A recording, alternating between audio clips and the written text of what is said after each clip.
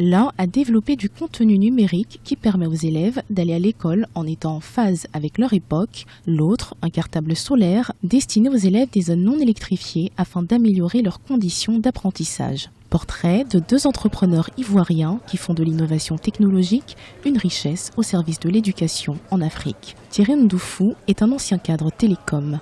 Partant du constat que les télécoms couvraient 80% des villes et villages en Côte d'Ivoire, mais ne servaient qu'au divertissement, il conçoit en 2014 Kelasi, la première tablette éducative africaine.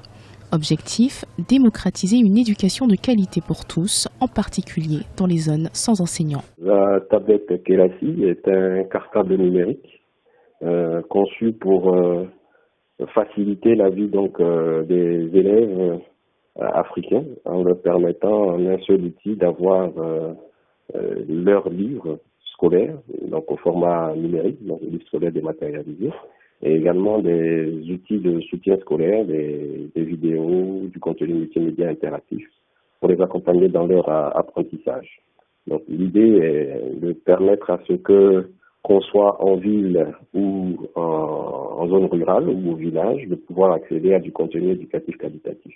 Aujourd'hui, nous sommes déployés dans environ 6 pays, dont la Côte d'Ivoire, le Sénégal, le Burkina, le Congo, Brazzaville, le Cameroun et également au Maroc.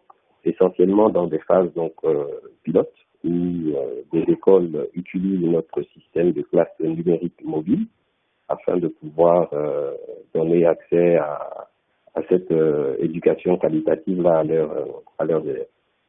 Évariste Akoumian est lui aussi parti d'un constat. En Côte d'Ivoire, le taux d'électrification atteint les 43%. Le manque d'électricité dans les zones rurales rend difficile l'éducation des enfants lorsque le soleil est couché. Avec SolarPack, un cartable muni de panneaux solaires qui se transforme en lampe d'étude, Évariste Akoumian entend répondre à cette problématique. Un enfant finit l'école à 16h30. En septembre, pour la rentrée des classes, le soleil se couche aux alentours de 18h. Le temps de rentrer chez lui, il reste au mieux à l'enfant 1 heure pour étudier à la lumière du soleil.